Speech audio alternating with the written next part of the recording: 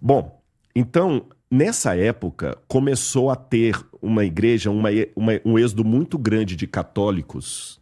É aí que foi o divisor d'água, anos 60, 1960. O concílio foi em 65, um divisor d'águas que antes o católico era católico mesmo, praticante, em todas as partes do mundo.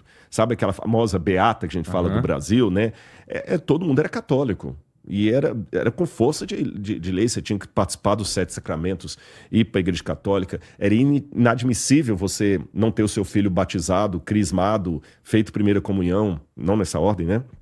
Tinha que fazer tudo isso, pedir a bênção para o padre, fazer o sinal da cruz quando passava na frente de uma igreja. E a polarização entre protestantes e católicos era muito, muito acirrada. Mas a partir dos anos 1960, um grande grupo de católicos cansou daquela briga. E tem um autor, padre, depois ele até deixou a batina, François Roustang, que ele escreveu um artigo na revista Christus chamado Le Troisième Homme, o terceiro homem. E ele dizia o seguinte... Qual é o nome dele? Roustang, que escreve. Tá. François, né? François Roustang. Le Troisième Homme. Ele falava, antes havia um homem que era o progressista. Perdão, o conservador. Depois veio o progressista. Os dois brigando dentro da igreja. Agora surgiu o terceiro homem, que é aquele católico que ele cansou da briga, ele só apagou a luz e eu sou católico, mas já não vai mais para a igreja, já começa a ficar isso do quarto. Aí surgiu esse que vulgarmente a gente chamou de católico de IBGE. Tá. Que a pessoa falou, sou católico, mas ele foi à igreja 20 anos atrás. Aí que começou esse fenômeno. Enquanto isso, a ala protestante, com seus congêneres, né, o mundo evangélico, pentecostal, neopentecostal, etc., mantinha ainda aquela visão mais... Não, eu tenho que estar na igreja, eu tenho que estar na igreja, blá, blá, blá. Só que, tardiamente, o fenômeno que aconteceu na Igreja Católica, do êxodo de membros para se tornar o terceiro homem, aconteceu também no protestantismo. São os chamados desigrejados. Eles não gostam desse alcunha, eu estou usando para esclarecer. Para ilustrar. Tá, para ilustrar, mas eles não gostam, acho que é pejorativo. Em inglês se fala churchless Christianity. E na Alemanha já tinha um movimento assim, Jesus sim, igreja não. Porque o pessoal desencantou com a igreja. Teve até um teólogo católico, que eu vou tentar lembrar o nome dele agora, que ele falava que a igreja era a frustração dos sonhos de Cristo. Cristo sonhou com o reino. Eu quero lembrar, daqui a pouco ver o nome dele. Francês também. Jesus sonhou com o reino, não com a igreja. A igreja foi assim, o que deu. Você tá entendendo? O que deu, tá aí. Então, hoje tem uma parada muito grande das pessoas que fala o seguinte, olha, igreja, eu não preciso de igreja. Eu vou para lá para passar raiva. Tem tanto escândalo em nome da igreja e tudo mais e tudo. Mas qual deveria ser a nossa postura? Biblicamente, tem uma passagem que diz assim, não deixem de congregar como é costume de alguns. Não deixem de congregar. E a igreja é uma ordem de Cristo para que nós congreguemos, tá certo? Então, eu acho que a pandemia trouxe isso. Tem muito adventista hoje que não vai mais para a igreja, porque agora ele descobriu a internet, que ele pode assistir o pregador que ele quiser, porque ele vai dia de sábado para a igreja. É a mesma coisa para outras aí. Eu penso diferente. Jesus mandou congregar. Ele falou, onde houver 2 ou 3 reunidos em meu nome, lá estarei. Ele não falou onde houver 1. A palavra igreja, quando alguns falam assim, na igreja sou eu. Essa frase é uma tolice do ponto de vista gramatical, porque a palavra igreja, eclesia, em grego, ou kahal, em hebraico, é uma coletânea, um conjunto de pessoas. É coletivo. Seria tão estúpido dizer a abelha é a colmeia. Não, a abelha não é a colmeia. A colmeia é um coletivo de abelhas. Então a igreja não sou eu. A igreja sou eu e mais todos os outros com os quais eu sou obrigado a conviver. Porque mesmo se tratando da minha igreja, com as minhas doutrinas, tem gente lá que eu não vou com a cara dele. E ele também não vai com a minha cara. Isso é normal. Tem que conviver. Mas tem que conviver, que é a maneira que eu tenho de lidar com o meu ego.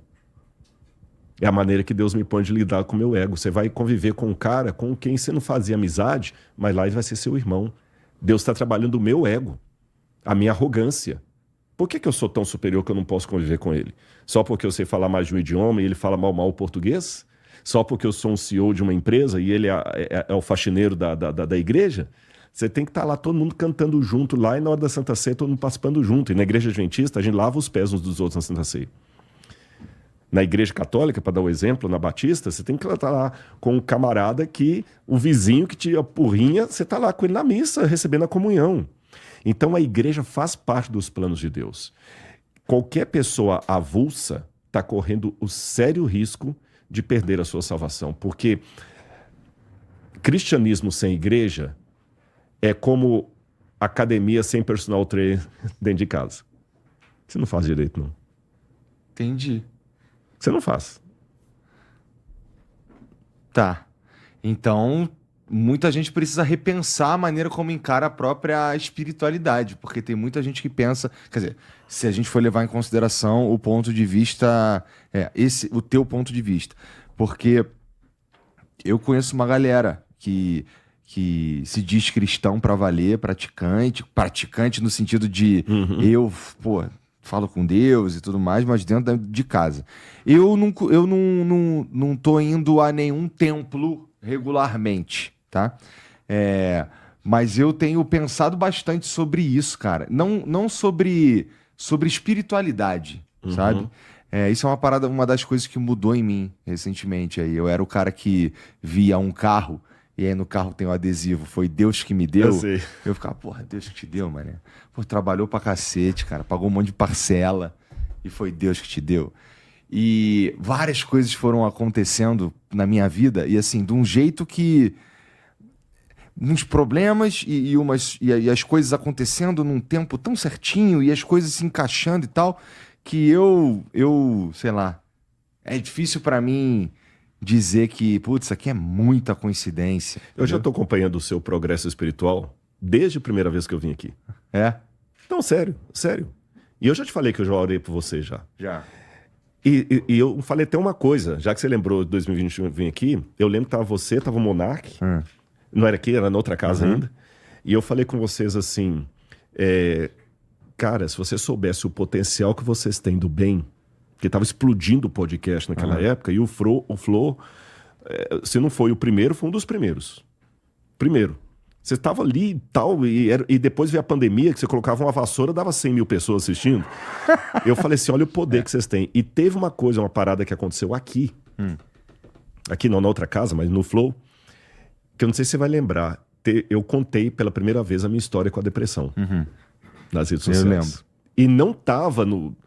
Só pra galera entender, as primeiras vezes que eu participei de podcast foi aqui no Inteligência Limitada. E eu não sabia o que era podcast. Eu sou muito nerd. Podcast era coisa mais que a galera mais jovem. É mesmo? Eu não sabia. E sabe qual foi o meu primeiro pedido na época? Qual é a pauta? Porque eu tinha sido entrevistado pelo Jô Soares e lá tinha pauta. Não tinha pauta. Igual a gente que tá batendo um papo aqui, não teve pauta. Aí, eu vim... E sem pauta, eu tive uma vontade de falar na hora aqui. Está no YouTube, você pode assistir de novo. Falei, olha, eu vou falar uma coisa aqui que eu tô sentindo o coração de falar. E não tinha nada a ver o assunto que a gente estava conversando. Nem lembro qual que era o assunto. Eu entrei e contei como é que eu quase dei cabo à minha vida. E que Deus estava colocando aqui no meu coração. Porque de repente eu falei para você e para o Monark na época. Eu falei assim, olha, Deus vai usar o Flow para mostrar para vocês o que ele pode fazer através da influência de vocês. Que pode ser para o bem ou pode ser para o mal. E ele vai cobrar de vocês, porque tem uma galera que segue vocês aí. E eu contei minha história. E eu já te contei isso aqui, eu tô repetindo pra galera de casa. Depois daquele episódio, o diretor do Cevisa, que foi onde eu fiquei internado, ele me mostrou um print. É porque eram tantas mensagens na época que a gente perde. Ele mostrou o print. Eu acho que eu tenho esse print guardado, eu vou mandar pra você. De uma mulher que falou assim, muito obrigado. Eu estava pra... Vou usar eufemismos aqui para o YouTube não tirar nosso alcance, né? Eu estava para colocar minha vida em xeque. E ali, para despedir da vida, eu estava passando o dedo e vi o pedaço do Flow e comecei a assistir do nada, quando de repente o entrevistado, que ela nem sabia quem eu era, começou a contar a vida dele, e eu olhei para a câmera e falei assim, se você está nessa situação aí, Deus tem um plano para sua vida.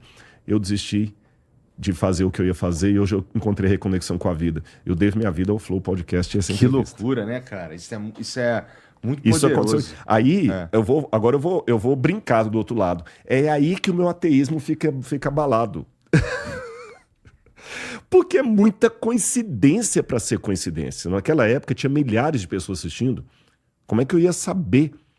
É muita coincidência para ser mera coincidência, né?